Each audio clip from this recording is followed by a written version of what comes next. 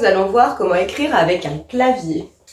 Donc le clavier, il est soit AZERTY, c'est-à-dire que ce sont les premières lettres qu'il y a sur le clavier, A-Z-E-R-T-Y. Ça, c'est le clavier qu'on utilise en français, le clavier AZERTY. Et parfois, il y a des claviers QWERTY, Q-W-E-R-T-Y, mais ça, c'est le clavier qu'on utilise pour la langue anglaise. Donc nous, en français, on utilise le clavier dit AZERTY.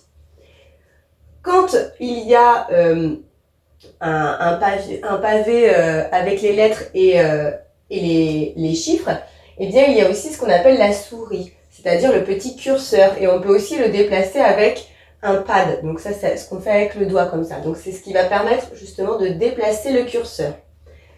Cette touche-là, avec les deux flèches et les traits, et parfois il y a écrit Tab, eh bien, c'est utilisé pour faire un alinéa. Sinon, il y a une touche avec une flèche comme ça et qui est dite la touche Entrée, qui est utile pour revenir à la ligne ou pour sauter une ligne. Cette touche-là, eh bien, elle permet d'effacer la lettre ou le mot que l'on vient d'écrire. Celle-ci, elle va permettre de mettre ou d'enlever les majuscules, mais du coup, tout est écrit en majuscules.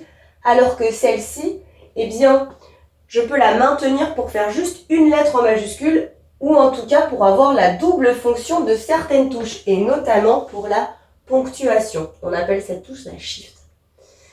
Il y a ce qui est en bas comme ça du clavier, c'est ce qu'on appelle la barre d'espace. Donc entre chaque mot, hop, on appuie dessus et ça fait un espace. Et cette touche, la Alt-GR, elle est utilisée pour les caractères spéciaux comme le arrobase ou le symbole de l'euro. J'ai mis ici un exemple, Alt-GR plus la touche où il y a un E ou le petit euro, comme ça, eh bien c'est ça qui va donner justement le euro. Ou Alt-GR plus la touche 0A et A, comme ça, eh bien ça nous donnera le arrobase. Comme ici dans cette adresse mail, Aurélie, comme mon nom, @hotmail.fr. Donc là, avec toutes les lettres, parfait, en minuscules d'ailleurs, là c'est écrit en majuscule, mais souvent les adresses mail sont en minuscules. Pour faire le arrobase, Alt-GR plus cette touche là, 0A et arrobase. Et pour faire le point, eh bien je maintiens ma touche Shift et j'ajoute mon point. Tac. À toi de jouer à présent. Afin de voir si tu as bien compris, je te propose un petit vrai-faux. Le clavier français s'appelle QWERTY. C'est vrai ou c'est faux?